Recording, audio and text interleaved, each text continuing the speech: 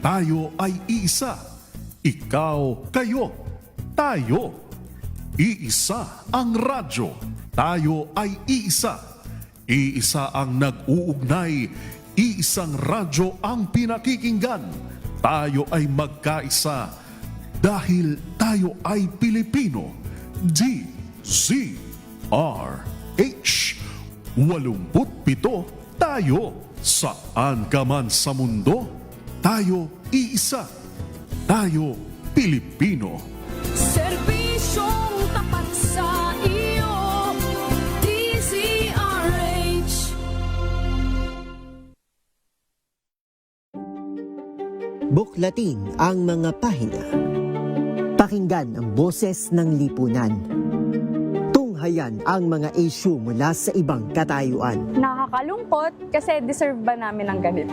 Na hindi nila alam kung ano talaga yung kanilang mga karapatan. Yung gobyerno, tinulungan nila yung kanilang magsasaka. Pinapatahimik tayong lahat using various laws. Through education, kayang-kaya nating baguhin yung ganitong klaseng pag-iisip. Isang kwento, iba't ibang anggulo. Dito, sa Pilipinas ang oras, 4 na minuto makalipas po ang 5:05 ng hapon. Mula sa seguridad sa kuryente at pagtataguyod ng malinis na enerhiya hanggang sa mga inisyatiba para sa komunidad at kalikasan. Malawak na tatalakayin ng iba't ibang sektor ng industriya ang kinabukasan ng ating bansa. Makilahok sa mas malalim na diskusyon kasama si Sherwin Alfaro tuwing Sabado mula alas 5 hanggang alas 6 ng hapon. Alamin ang mga pinakabagong programa, proyekto at mahahalagang usapin sa sektor ng enerhiya. Inihahatid ng Department of Energy at Aboitiz Power. Ito ang Energy Power.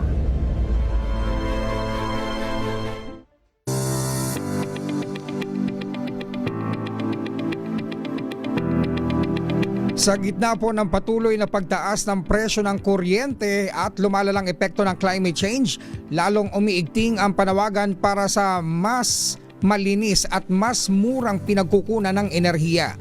Isa na nga sa itinuturing na susi rito ay ang solar energy, isang likas na yaman na sagana sa Pilipinas, pero gaano na nga ba kalawak ang paggamit nito at sapat na nga ba ang mga hakbang ng bansa para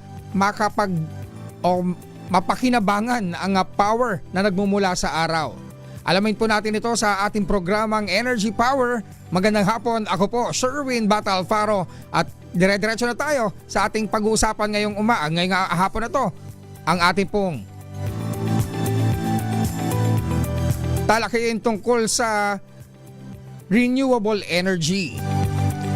Ngayon pong hapon ay makakapanayan po natin ang Department of Energy at Aboitiz Renewables Incorporated upang talakayin ang kanilang mga programa at ang mga benepisyo nito para sa ating mga consumer. Kaya para hindi na natin mabitin itong usapan na ating tatalakayin, makakasama po natin ang Division Chief ng Solar Energy Management Division ng Renewable Energy Management Bureau na si Mr. Edward Neri, upang talakayin ang plano ng gobyerno, partikular ng DOE tungkol sa solar energy. Magandang hapon po, Mr. Neri. Magandang hapon, Sherwin, at sa ating mga tagapakinig. Mukha lang akong gagawa ng reseta. Salamat po sa pag-imbita. Mukha lang akong gagawa ng reseta pero hindi po ako doktor, ha. Pag-uusapan natin itong napakalawak na talakayin tungkol sa ating pinagkukuha ng enerhiya dahil sa ilalim po ng Philippine Energy Plan for 2023 to 2050, napakarami pong mga diskusyonan na dapat talakayin, partikular dito po sa sektor ng renewable energy. At unang tanong po namin, nasaan na nga ba po ang ating gobyerno, ang ating tahakin para sa paggamit ng solar energy? Malaki na rin ba ang naitulong nito para maabot ang target ng gobyerno na mas maraming malinis na pinagkukunan ng enerhiya ang ating mga kababayan para sa susunod na mga taon? Tama ka, Erwin. Sherwin, malaki na ang naging pag-unlad ng solar energy power sa Pilipinas. Sa nakalipas na ilang taon, mula sa pagiging maliit na bahagi lamang ng ating power mix, ang solar ngayon ay isa sa pinakamabilis na lumalagong renewable energy technology sa bansa. Sa kasalukuyan, ang solar ay may higit 3,000 megawatts na installed capacity at patuloy pang dumarami ang mga proyekto na nasa under construction at development stage. Nakikita din natin na ang patuloy na pagpasok ng mga pribadong pamumuhunan ng solar energy sa ating bansa ay dahil sa magandang polisiya ng Department of Energy.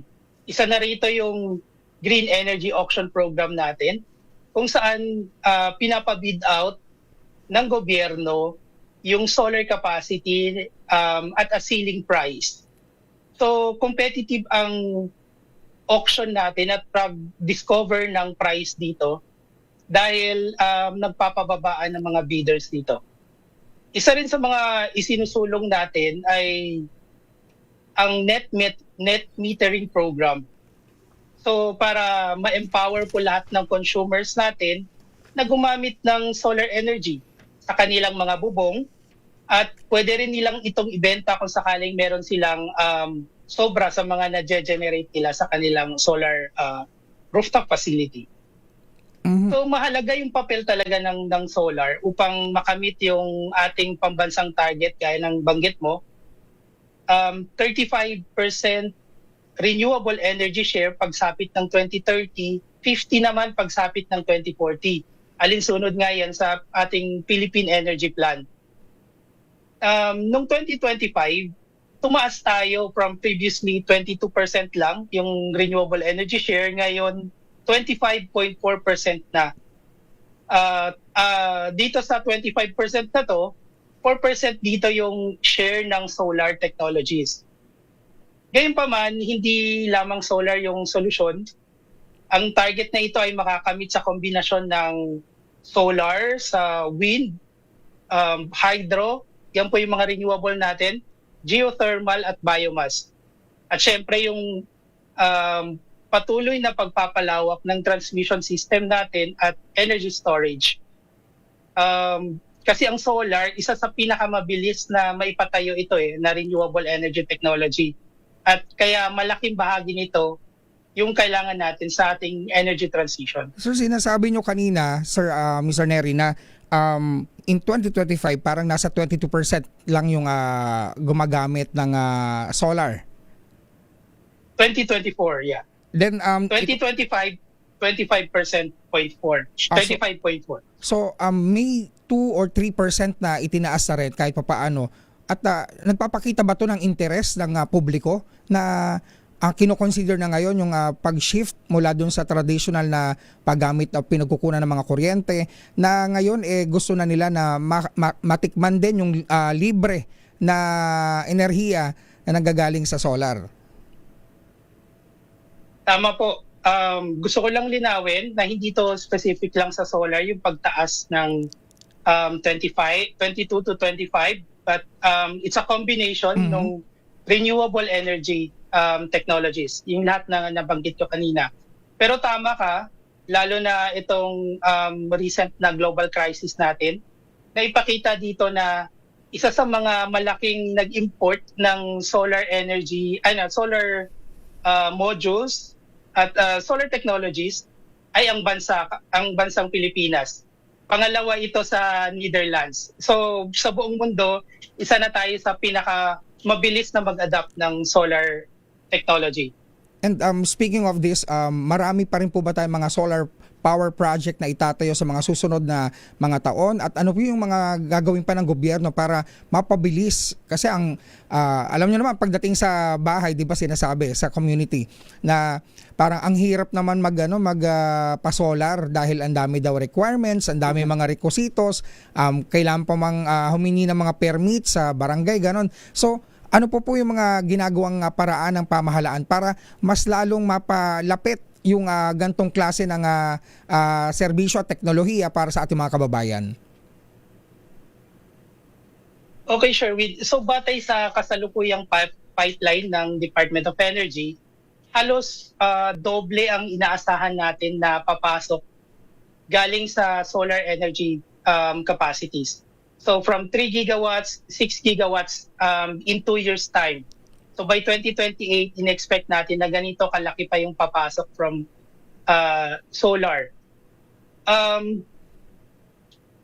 Kabilang dito, dahil ito sa mga proyekto ng gobyerno kabilang dito yung pag-liberalize natin ng foreign ownership. Ibig sabihin, sa renewable energy sector, upang mahikayat yung maraming dayuhan na mamuhunan dito, allowed na silang maging up to 100% owner of that company. Meron din programa ang DOE na tinatawag na Energy Virtual One-Stop Shop. Ito yung kung saan pinagsasama-sama yung iba't ibang permitting agencies sa iisang digital platform upang mabawasan yung processing time at syempre yung red tape. Tapos syempre patuloy pa rin yung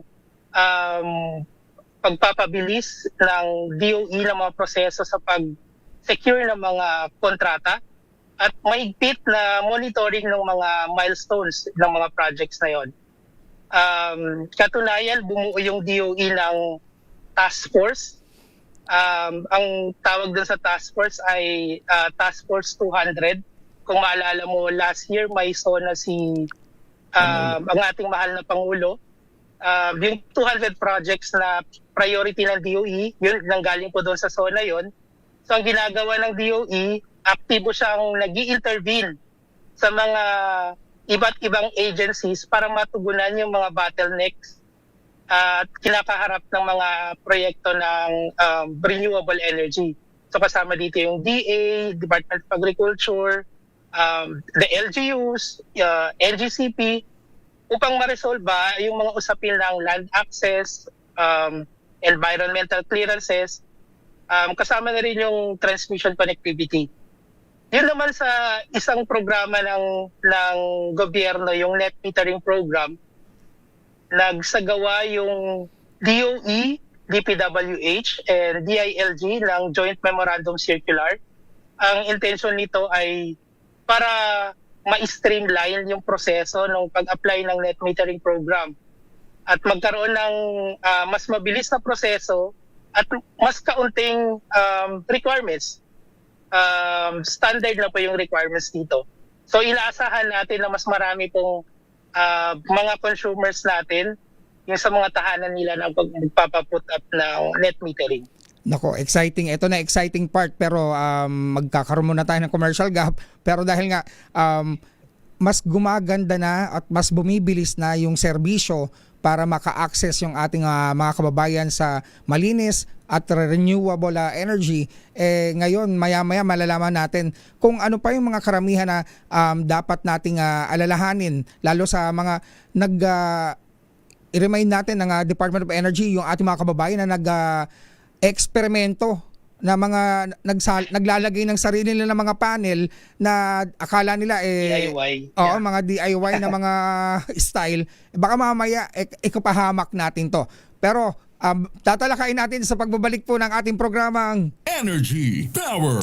Energy Power! Magbabalik ang Energy Power! Kasama si Sherwin Alfaro. Magbabalik ang Energy Power! Kasama si Sherwin Alfaro.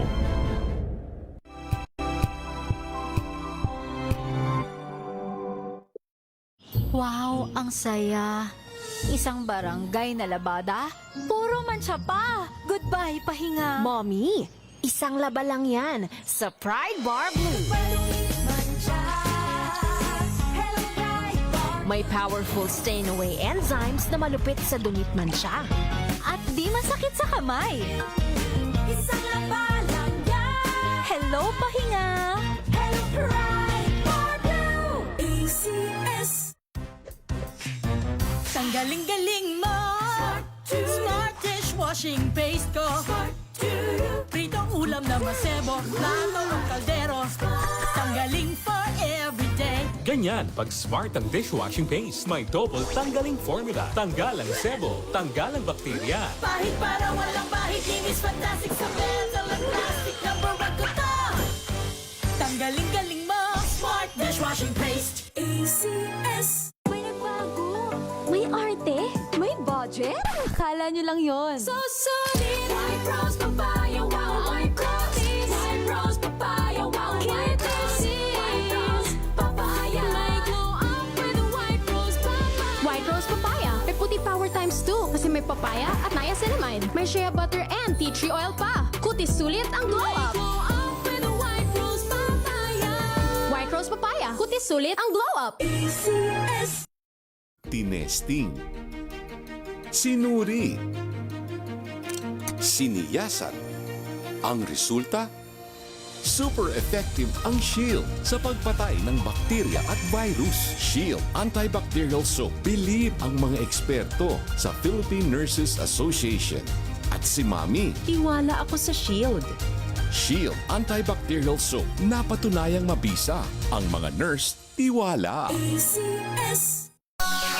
Ang buhay ay sasaya basta't busog ang pamilya. Kumeya, kumeya, ibig ko sabihin masarap talaga. Komea 3Q Bihon. Masarap talaga.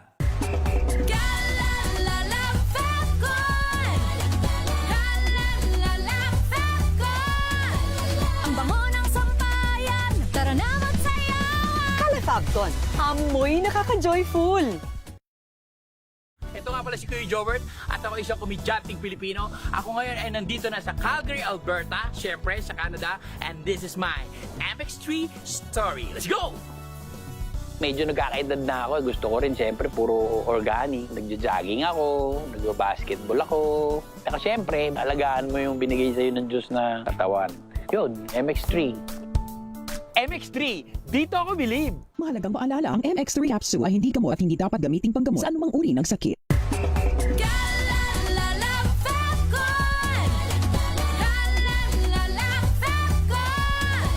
Ang bango ng sampayan. Tara na magsayawan. Calefacton, amoy nakaka-joyful.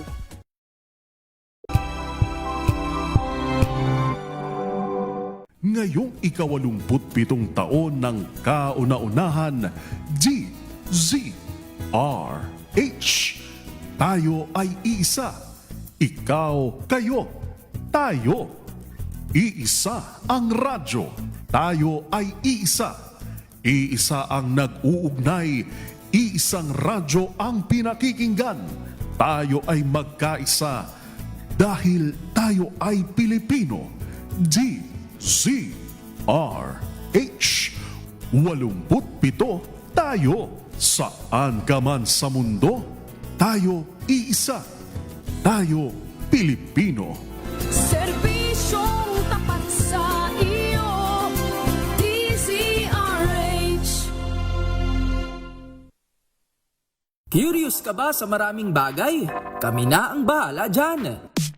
Aalamin, tutuklasin at bibigyang linaw namin ang mga katanungang bumabagabag sa inyong isipan.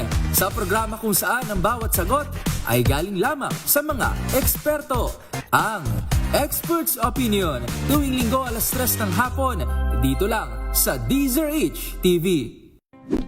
Sa lahat ng mga nanonood at nakikinig sa atin. Thank God it's Good evening, Metro at Mega Manila. Magandang gabi, Pilipinas, Metro and Mega Manila. Nas extension sa DZRH at RHTV. Sa Sapul, Sabat. Nagbabalik ang Energy Power. Samahan si Sherwin Alfaro para mas lalo nating maunawaan ang mga napapanahong isyu, programa at proyektong may kinalaman sa enerhiya sa ating bansa. Ito ang Energy Power.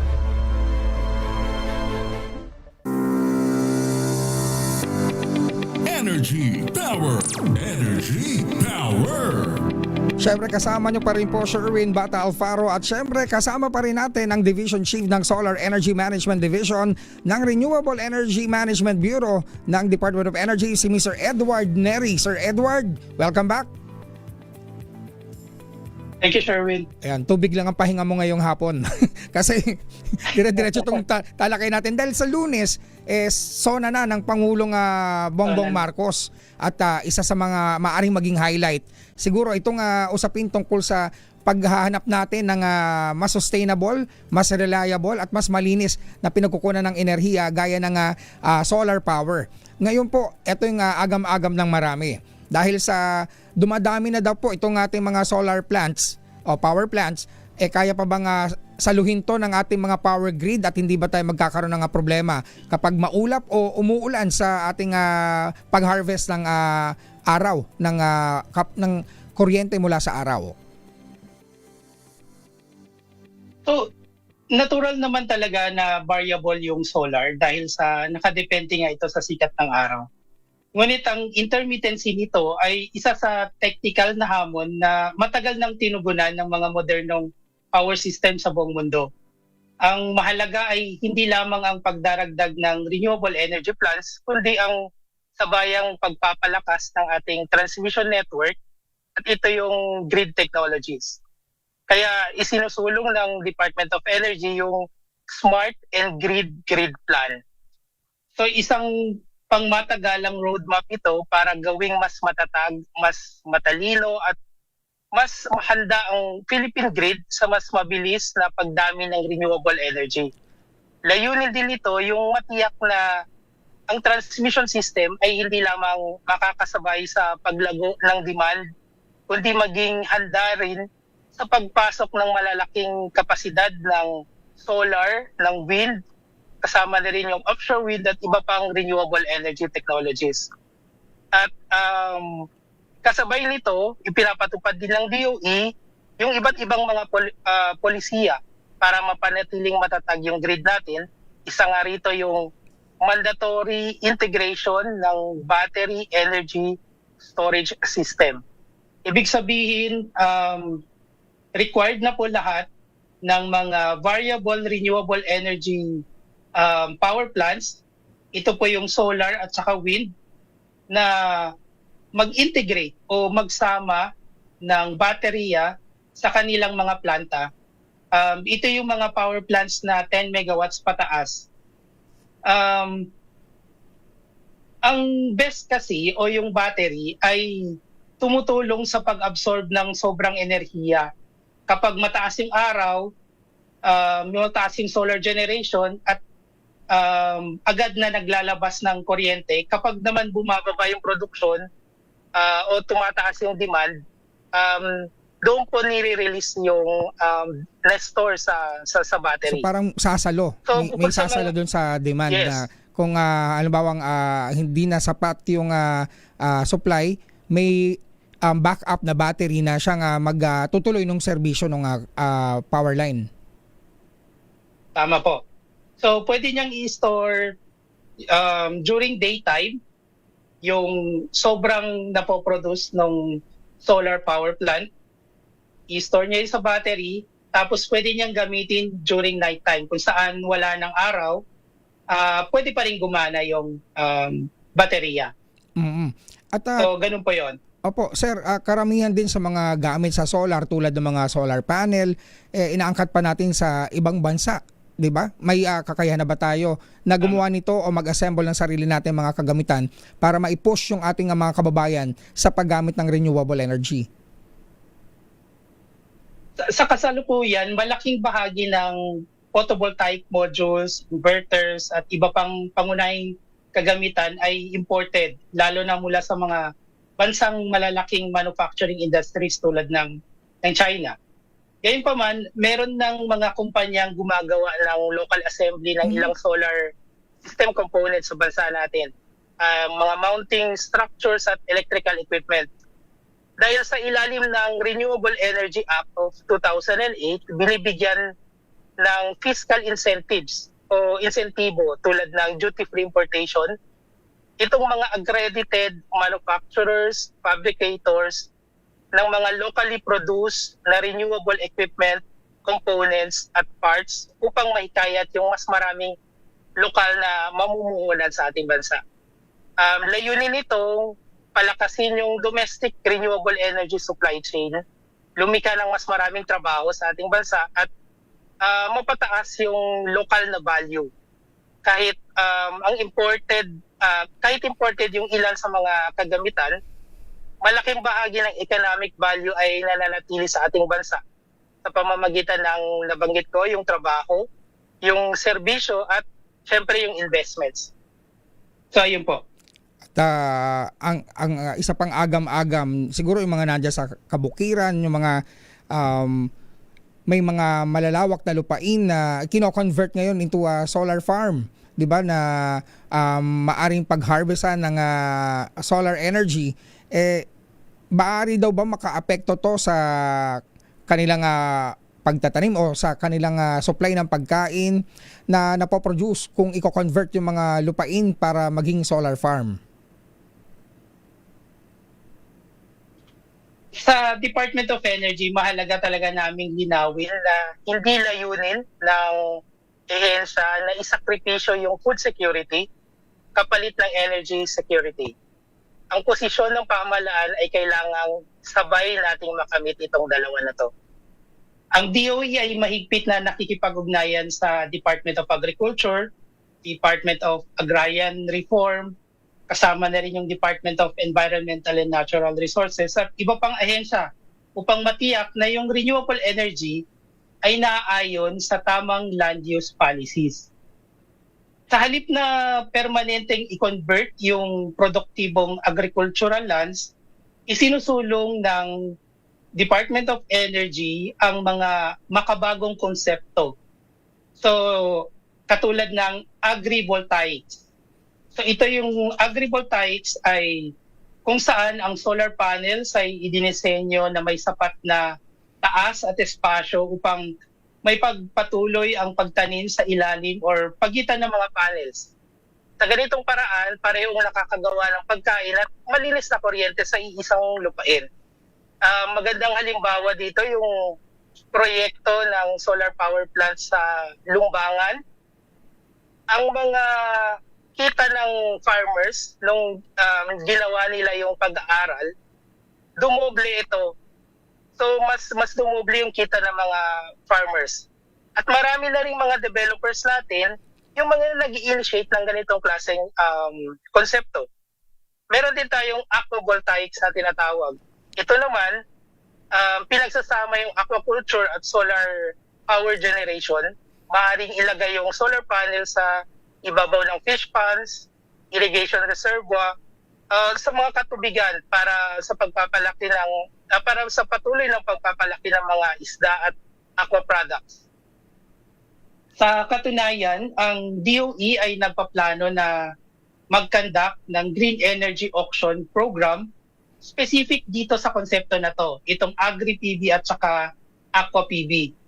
Ito ay collaborative effort ng DOE sa Department of Agriculture upang matiyak na yung renewable energy development ay isinasaalang-alang po yung food security, environmental protection, tsaka yung sustainable land use. Hindi kasi ito usapin ng solar laban sa pagkain eh. Ang layunin ng pamahalaan natin ay makamit ang parehong food security at energy security sa pamamagitan ng mas matalinong paggamit at ng ating lupain at syempre yung likas na yaman ng ating bansa.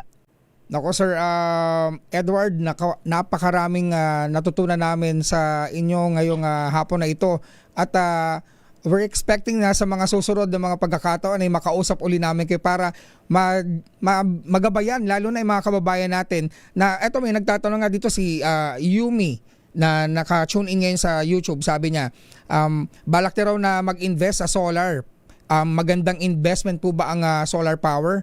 So, nasa DOE ang lahat ng pagkakataon para mahikayat po yung ating mga kababayan na maintindihan lalo na ng mga pinaka maliliit na bahagi ng sektor ng ating lipunan itong mga kampanya at mga programa ng Department of Energy para sa renewable energy.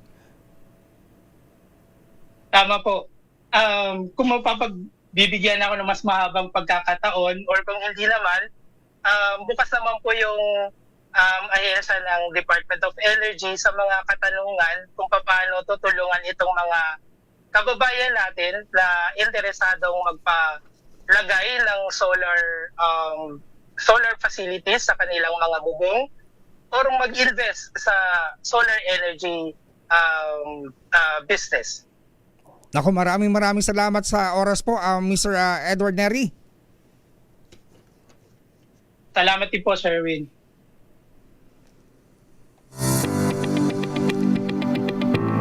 Nakasama po natin sa bahaging ito ng ating programa ang Division Chief ng Solar Energy Management Division ng Renewable Energy Management Bureau ng Department of Energy, Mr. Edward Neri.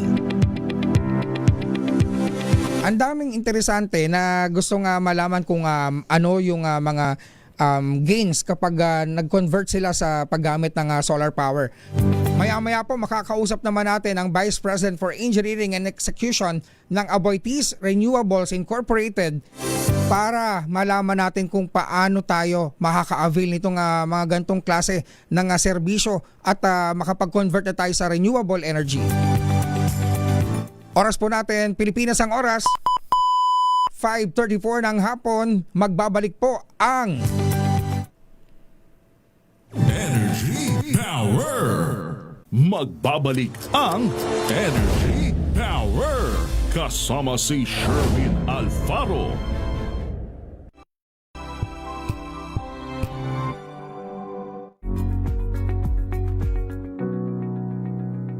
This portion is brought to you by HCS Manufacturing Corporation, ISO certified, maker of world-class quality Pride detergent. Ika nga ng marami, a dog is a man's best friend.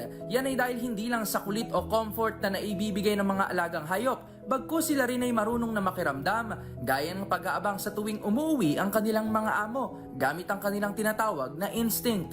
Ayon kasi sa mga eksperto, bukod sa 5 pandama na mayroon ng aso, tulad ng paningin, pang-amoy, pandama, pandinig at panlasa, tulad din ng sa mga tao, ay maaaring mayroon din silang tinatawag na sixth sense. Ayon kay Dr. Malcolm Weir ng VCA Animal Hospital, bagamat walang malinaw na paliwanag sa pagkakaroon ng ika-6 na pandama ang mga aso, may mga anecdote naman ang nagsasabi na ito ay nagmumula sa kanilang instinct o increased sensitivity, kung kaya basta-basta na lamang silang lumalapit kapag nakakaramdam ng lungkot o kasiyahan ng kanilang fur parents. Dagdag pa ni Dr. Malcolm, may mga senses din na mayroon ng mga aso na mas malakas kaysa sa mga tao, gaya na lamang sa pang-amoy.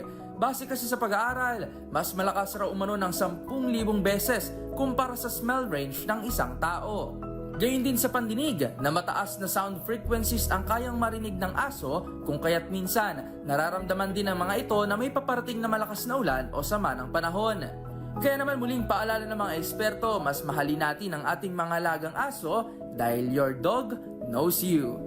Para sa MBC TV Network News, ito si Rovic Manuel ng DZRH TV, una sa Pilipinas, una sa Pilipino. This portion is brought to you by HCS Manufacturing Corporation, ISO certified, maker of world-class quality Pride detergent.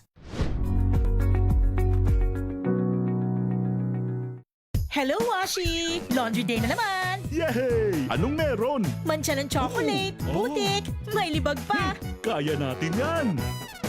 With Pride Washing Machine Detergent, may triple stain-away formula. Tanggal ang makapit, madikit, at malupit na dumit mancha. Kaya easy-easy ang labada. Mula noon hanggang ngayon! All you need is pride. All you need is pride. ACS. Maulan man, no worries na amoy kulong ang damit. Charm Fab Con. Bangong kumakabloom.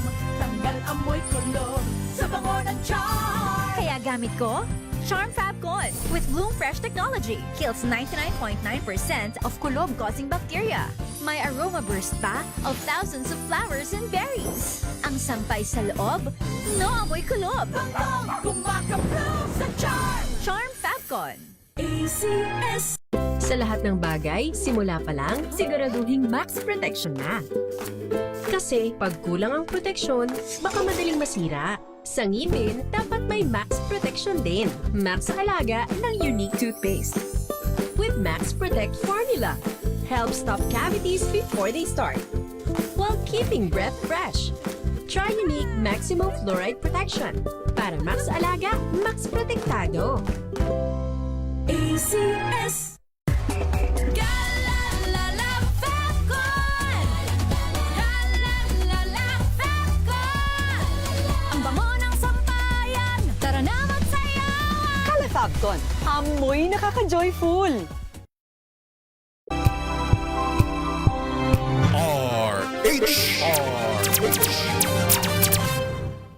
Nagbabalik ang Energy Power! Samahan si Sherwin Alfaro para mas lalo nating maunawaan ang mga napapanahong isyu, programa at proyektong may kinalaman sa enerhiya sa ating bansa. Ito ang Energy Power!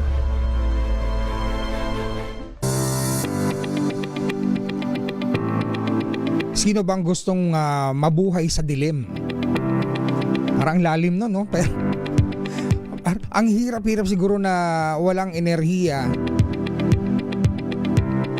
Pero paano nga ba na itatayo yung mga planta ng mga nagsusupply ng enerhiya? Tayo po'y nakatutok pa rin sa Energy Power at kanina kausap natin si Mr. Edward Neri at tinalakay ang solar power plant na programa ng Department of Energy.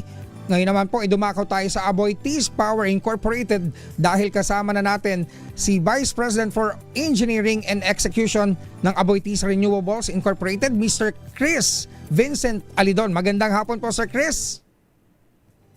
Magandang hapon po, Ka Sherwin, tsaka sa lahat ng tagapakinig ng DZRH. More power po. Magandang At hapon. welcome back.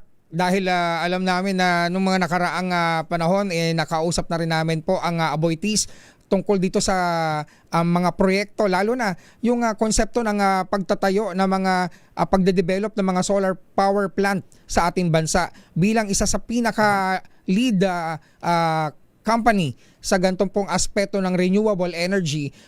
Ano po ang mahalagang suporta na nakukuha natin para makapagpatayo ng planta at kikonsidera din ba natin yung mga tao na nandoon sa grounds, yung mga lugar na pinagtatayuan natin na kasama ba sila sa pagpaplano sa paglalagay ng mga solar power plants na itinataguyod po ng Aboitiz? Yes, maraming salamat, Ka Sherwin. Tama po, no? Medyo mabusisi talaga, tsaka medyo marami talagang ginagawa. Bago pa man magsimula yung construction ng mga planta natin, marami pong pag-aaral na ginagawa tulad ng mga feasibility study, tsaka yung mga iba't ibang activity para ma-ensure natin na yung tinatayo nating planta, kasi ito yung nagbibigay serbisyo sa bansa natin, tinatayo natin ito ng maayos. So yung una po, yung pinaka tinitingnan talaga namin is angkop ba talaga yung lugar para pagtayuan ng solar. So yung mga consideration po natin dito is una, may malakas ba yung sinag or sikat ng araw? Buti sa Pilipinas, maganda talaga yung araw natin nakabilad, dito. Hindi tulad ng ibang bansa. Bilad tayo. kaya ganito po yung kulay natin kasi malakas yung sikat ng araw sa bansa natin. Yung pangalawa is yung tinatawag ni Sir Neri kanina na national grid. Importante po ito dahil kung walang pagkokonekan yung solar o yung wind natin, hindi po siya makakapagdala ng kuryente dun sa mga kababayan natin. So yun yung isa sa pinaka importante na konsiderasyon natin dahil kung walang grid dun sa lugar na tatayuan ng solar, hindi rin tayo makakapagtayo ng solar dun. Yung pangatlo, yung sinabi niyo po, very important. Binibigyan talaga namin ng importansya tsaka pag-aaral yung impact ng ating sistema sa lokal na komunidad at sa paligid nila. Kasi dun po yung bahay nila, kami po ay pumapasok at kami po ay nagtatayo ng system na to. So dapat malaki po talaga yung ating konsiderasyon sa kanila. Yung buong proseso na to, umaabot siya ng mga 3 hanggang 5 taon. So kung iniisip ng iba na napakahaba madali pala lang ng magtayo proseso. ng solar. Oo. Mahaba po. May iba po nga na mas matagal pa sa 5 taon. Yung dahilan po talaga doon is gusto talaga nating masigurado na tama yung ginagawa natin. Technically, socially, and environmentally. And Yun po. syempre dahil kasama yan yung commitment ng Aboitiz na protektahan at pangalagaan yung komunidad, may mga nararanasan ba kayo na mga hamon sa paglalagay o pagtatayo ng mga solar plants? Ano yung mga karaniwang mga problema na kinakaharap ninyo sa paglalagay o pagtatayo ng mga solar project natin?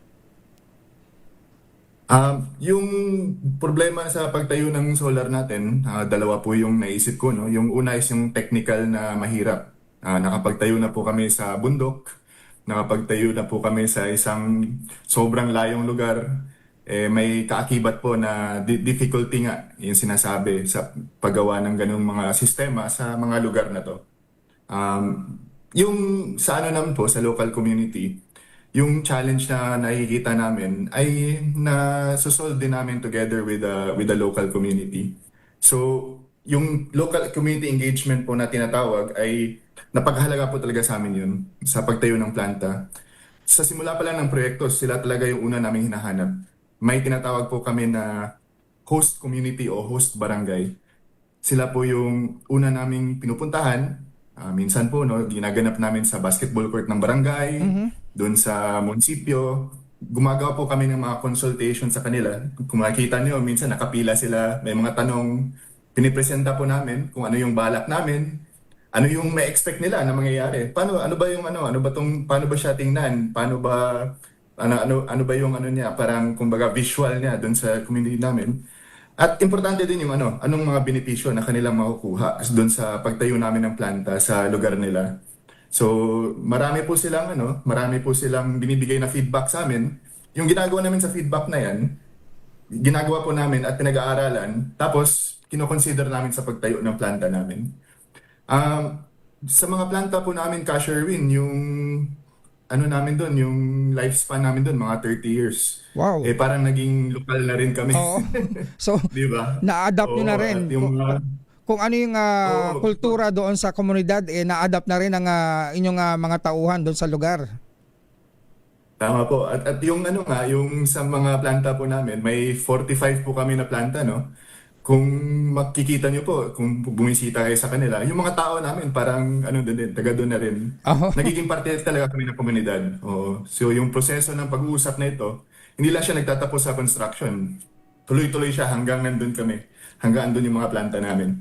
Sir, Sir Chris, may mga agam-agam pa rin ba yung mga komunidad na baka hindi ligtas o kaya maaring makapapahamak pa sa kanila yung paglalagay ng mga solar plants? May mga nakita na ba kayo o nagawa rin ng mga hakbangin para sa komunidad na makita nila na secure at hindi basta-basta na itinatayo ang isang power plant sa kanilang komunidad? Yes. Yung solar po talaga, Ka Sherwin, isa ito sa pinaka-safe na technologies, no? Dahil ito nga po ay hindi siya, walang gumagalaw na parte dito. Renewable siya, walang mga emission na tinatawag. Hindi siya nag-produce ng byproduct na pollution doon sa local na water natin.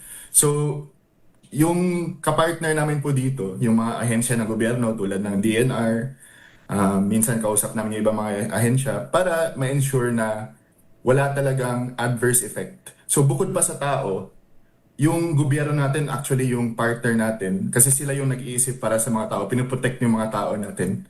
At dahil doon, nakakasiguro na ligtas talaga yung system natin.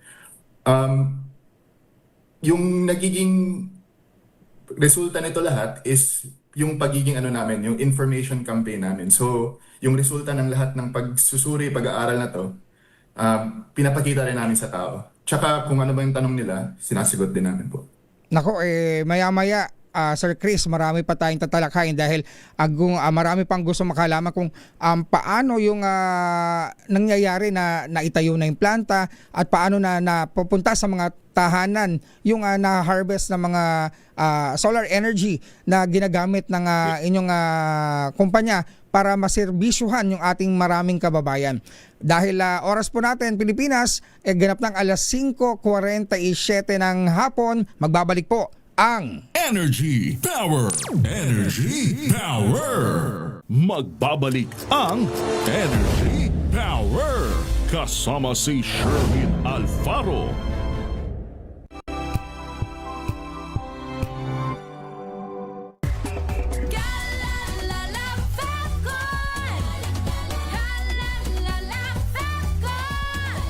Ang bango ng sampayan, tara na magsayawan. Calefabcon, amoy nakaka-joyful.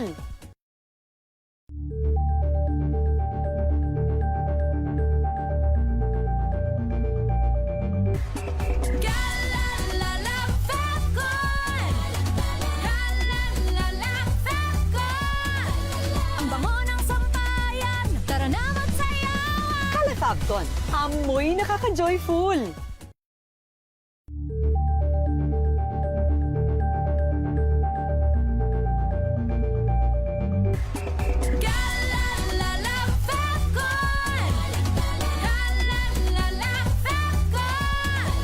Ang bango ng sampayan, tara na magsayawan. Calefabcon, amoy nakaka-joyful.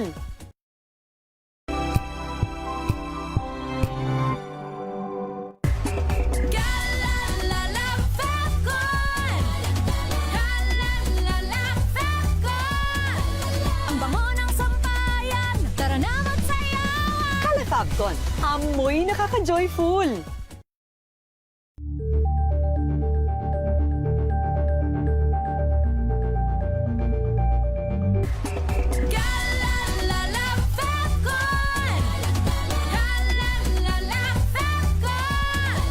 Ang bango ng sampayan, tara na magsayawan. Calefabcon, amoy nakaka-joyful.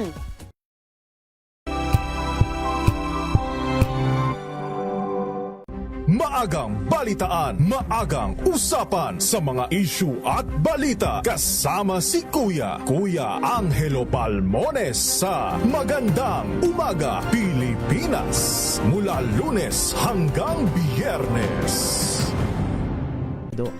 Sabi ng misteryo ngayon pong Sabado, ano po? Amin ang mga maiinit na isyung pambayan, mga balitang kailangan mong malaman, usapin sa pamahalaan, politika, ekonomiya at kabuhayan. Ito ang mga dapat mong malaman, pakialaman at pag-uusapan dahil kayo ang tinig ng mamamayan dito sa Damdaming Bayan. Live sa DZRH Radio, DZRH TV at DZRH Digital. Kasama sinalakay Deo Macalma at Elaine Apit. Araw-araw, Lunes hanggang Biyernes. Damdaming Bayan.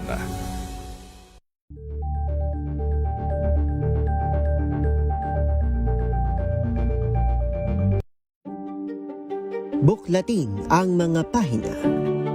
Pakinggan ang boses ng lipunan. Tunghayan ang mga issue mula sa ibang katayuan. Nakakalungkot kasi deserve ba namin ng ganito? Na hindi nila alam kung ano talaga yung kanilang mga karapatan. Yung gobyerno, tinulungan nila yung kanilang magsasaka. Pinapatahimik tayo. Nagbabalik ang Energy Power. Samahan si Sherwin Alfaro para mas lalo nating maunawaan ang mga napapanahong isyu, programa at proyektong may kinalaman sa enerhiya sa ating bansa. Ito ang Energy Power.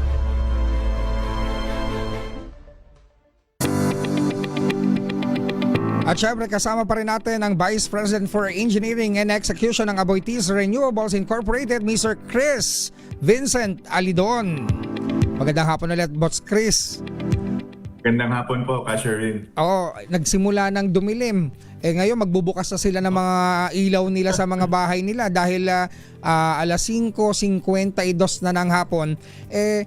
Ang dami pa nating talakin tungkol dito sa paglalagay o pagtatayo ng mga solar power plants. At ano nga ba ang mga bagong teknolohiya at mga gamit na mas magiging ayos o tuloy-tuloy yung supply ng kuryente, lalo na kapag walang araw o ganito na tumila na yung araw. Pag tumila na ba ang araw, mawawala na rin yung solar power na ginagamit sa mga bahay-bahay? Nako, tama po yung tanong niyo, Ka Sherwin. No? Naalala ko nung bata ako, meron kaming tangke ng tubig. Kasi yung tubig namin, parang solar din. Alas 7 ng umaga hanggang alas 5 na. May oras lang. Paggabi, pag naliligo kami, minsan nauubusan. Kaya yung ginawa ng tatay ko, nagtayo kami ng tangke ng tubig. Ngayon, yung teknolohiya na battery energy storage system na tinatawag, o BESS, yung sinabi po ni, ni Sir Edward Sir Neri Neri, kanina. Ito po yung bagong teknolohiya natin tinatayo natin sa mga planta natin, na parang tangke din. Ito yung objective niya. Nag-i-imbak siya sa araw, tapos sa gabi, doon ginagamit ng grid natin. So, dini-discharge o binibigay sa grid yung kuryente. At dahil dito, mas nagiging reliable yung yung solar natin, tsaka yung hangin natin o mga renewable systems natin. So, bago po ito, marami po kaming project na naka-integrate na ito. Sabi nga ni DOE, in the future, lahat ng solar, hindi na pwede yung may solar lang. Kailangan may battery din, may tangke din para make sure na sa gabi may kuryente pa rin yung mamamayan natin. Nako, magandang idea na at least yung serbisyo tuloy-tuloy. Ito yung gusto nating marinig sa mga provider kagaya ninyo. At kamakailan lang din, nakuha nyo na rin po yung pamamahala ng CBK Hydroelectric Complex. Paano nyo po pagsasamahin yung lakas ng hydro at yung solar para mas maging tuloy-tuloy at maasahan ang supply ng malinis na kuryente? Ay, magandang tanong po yan, Ka Sherwin. So, marami pong gamit yung hydro natin, yung tinatawag na CBK. At bukod sa CBK, yung Aboitiz, marami na talaga kaming mga hydro power plants na tinatawag. At yung mga gamit ng mga hydro power plants na ito, pwede rin silang maging battery energy storage system na sa gabi or sa umaga, pinapump yung tubig doon sa taas ng dam natin. Tapos sa gabi, doon naman dini-discharge. So parang naging battery na rin siya. Pero mas maganda yung siguro pagbigyan natin ng pansin dito yung diversity or yung pagkaiba-iba ng teknolohiya na gamit ni Aboitiz Renewable. Hindi lang kami solar, hindi lang din kami wind, hindi lang kami hydro, hindi lang kami battery. Pero yung importante yung pagsama-sama nitong lahat kasi hindi naman pwede isang teknolohiya lang yung magsosolve ng problema natin sa bansa natin. So si hydro, ngayon na tag-ulan. Minsan yung solar mababa, pero yung hydro natin malakas. So yun yung gamit niya. Magbabalance ito lahat yung mga sources natin at iba't ibang teknolohiya ng mga planta. Eto, may tanong lang tayo dito kay nabasa ko to kanina, si Erwin Aberte. Sabi niya, sa mga usual na plant na itinatayo ng Aboitiz, how many households ang nasiservisyohan po ng kuryente? You have 45 power plants, renewable power plants sa buong Pilipinas. Gaano kalaki yung share po na sinusupply nyo na kuryente sa ating mga kababayan? Very good question po yan, Sir Sherwin. Sir Erwin po ba or Sherwin? Sherwin, opo. Ay, bali po yung Sir Erwin, yung number of households na sinaserve natin, compute ko lang ng mabilisan. De, mga 2 million. 2,130,000 households sa Pilipinas yung nasiserve ng Aboitiz Renewables lang yun. So, medyo marami-rami na rin. At ito yung yung sagradong tiwala na binibigay ng mamamayan sa kumpanya namin na gusto namin i-address at i-commit at i-deliver. At para sa inyo, medyo kumukuluntoy na yung relo natin dahil magsisimula na magsaing yung iba dyan, alas 6 maya-maya eh. Pero sa inyo po, ano po ang katangian ng isang responsableng kumpanya sa larangan ng renewable energy at paano po ninyo ito ipinapakita sa paraan ng inyong pagtatrabaho at pakikitungo sa mga komunidad kung nasaan yung 45 mga power plant ng Aboitiz Renewables? Nako, marami akong pwede masabi dyan, Ka Sherwin, no? Pero para sa akin, kasi ako construction ako at engineering at execution.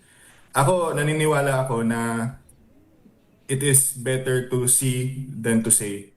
At isa sa mga katangian ng isang responsableng developer nga is a developer that delivers concrete results.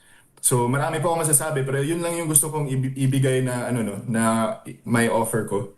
For me, a good company, isang mabuting developer is someone who is able to deliver on results, deliver on promises, and deliver on the social responsibility na meron sa kanila as a company. So ito yung commitment namin sa Aboitiz Renewables. Ito po yung mission namin. Kami po ay tumutulong sa bansa natin para mabigyan ng kuryente. Malinis at secure. Parang sona nyo na po ito, Vice President Chris Vincent Alidon, na nauna kay Presidente. Pero nasa inyo po ang pagkakataon para kausapin po yung ating kababayan na ito na yung bagong teknolohiya na meron tayo ngayon sa Pilipinas at ito na rin yung kinabukasan, direksyon ng tinatahak ng ating bansa para sa paggamit ng malinis, renewable at safe na pinagmumula ng enerhiya. Opo, sa ating mga kababayan, yung masasabi ko lang po ay exciting po yung ating future dito sa bansang Pilipinas. Ako po ay galing sa University of Philippines at yung objective ko talaga ay manatili sa bansa at pagsilbihan yung ating mga kababayan. At dahil doon ako'y naniniwala, malaki po yung aking hope, and I want to share that hope, that yung pag-asa na yan. Kasi unang-una, nandito na yung teknolohiya. Pangalawa, yung gobyerno po natin ay napaka-supportive sa ating transition into renewable and clean energy. At pangatlo, kaya po natin to sa pag deal ko sa everyday. I go to the sites, I visit different places sa bansa natin. Nakikita ko na yung Pilipino may bubuga talaga. So let's continue to hope in the Philippines and in the Filipinos. And I thank you. Maraming salamat. Parang talaga ako nagsona. Nanood ako ng sona mo. Vice President for Engineering and Execution, Aboitiz Renewables Incorporated, Mr. Chris Vincent Alidon. Maraming salamat. Thank you for sharing your Saturday with us para maintindihan ng mas marami nating kababayan yung mga kampanya na ginagawa ng pamahalaan para mas mapamura, mapababa at maging accessible itong renewable energy para sa ating mga kababayan. Maraming salamat ka Sherwin tsaka yung mga tagapakinig ng DCRH. Maraming salamat po. Thank you very much.